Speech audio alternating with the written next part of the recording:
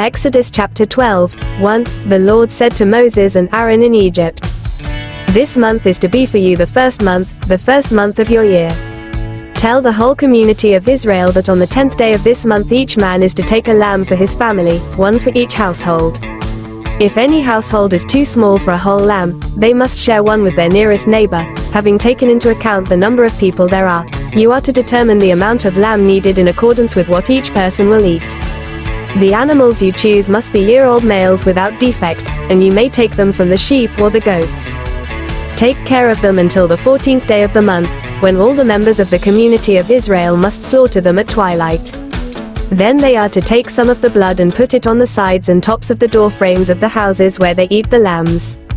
That same night they are to eat the meat roasted over the fire, along with bitter herbs, and bread made without yeast. Do not eat the meat raw or boiled in water, but roast it over a fire, with the head, legs and internal organs. Do not leave any of it till morning. If some is left till morning, you must burn it. This is how you are to eat it, with your cloak tucked into your belt, your sandals on your feet and your staff in your hand. Eat it in haste, it is the Lord's Passover.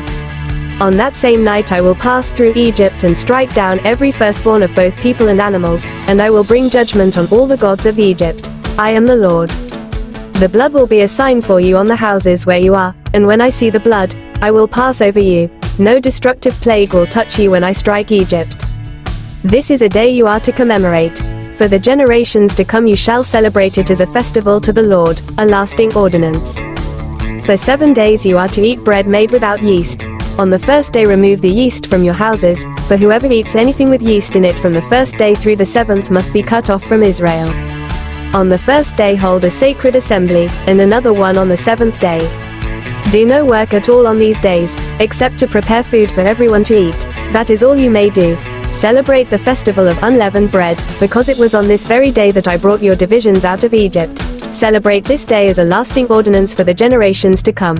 In the first month you are to eat bread made without yeast, from the evening of the 14th day until the evening of the 21st day.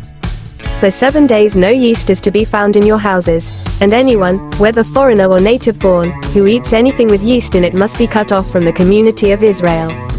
Eat nothing made with yeast. Wherever you live, you must eat unleavened bread.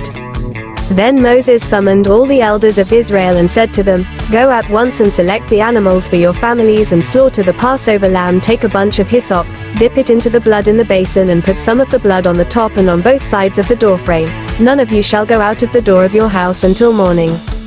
When the Lord goes through the land to strike down the Egyptians, he will see the blood on the top and sides of the doorframe and will pass over that doorway, and he will not permit the destroyer to enter your houses and strike you down. Obey these instructions as a lasting ordinance for you and your descendants.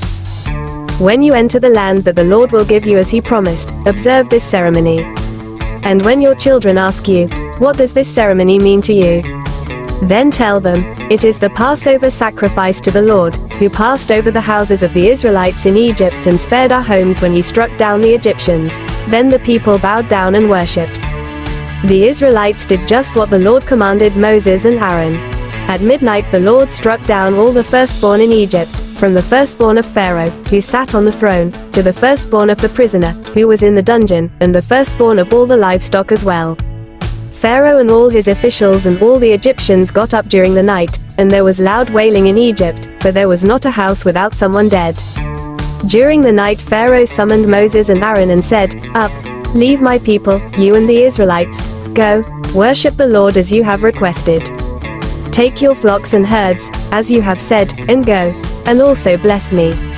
The Egyptians urged the people to hurry and leave the country, for otherwise, they said, we will all die. So the people took the dough before the yeast was added, and carried it on their shoulders in kneading troughs wrapped in clothing. The Israelites did as Moses instructed and asked the Egyptians for articles of silver and gold and for clothing. The Lord had made the Egyptians favorably disposed toward the people, and they gave them what they asked for, so they plundered the Egyptians. The Israelites journeyed from Ramesses to Succoth. There were about 600,000 men on foot, besides women and children. Many other people went up with them, and also large droves of livestock, both flocks and herds. With the dough the Israelites had brought from Egypt, They baked loaves of unleavened bread. The dough was without yeast because they had been driven out of Egypt and did not have time to prepare food for themselves. Now the length of time the Israelite people lived in Egypt was 430 years. At the end of the 430 years, to the very day, all the Lord's divisions left Egypt. Because the Lord kept vigil that night to bring them out of Egypt, on this night all the Israelites are to keep vigil to honor the Lord for the generations to come. The Lord said to Moses and Aaron, "These are the regulations for the Passover meal. No foreigner may eat it. Any slave you have bought may eat it after you have circumcised him." 45. But a temporary resident or a hired worker may not eat it. It must be eaten inside the house. Take none of the meat outside the house. Do not break any of the bones. The whole community of Israel must celebrate it.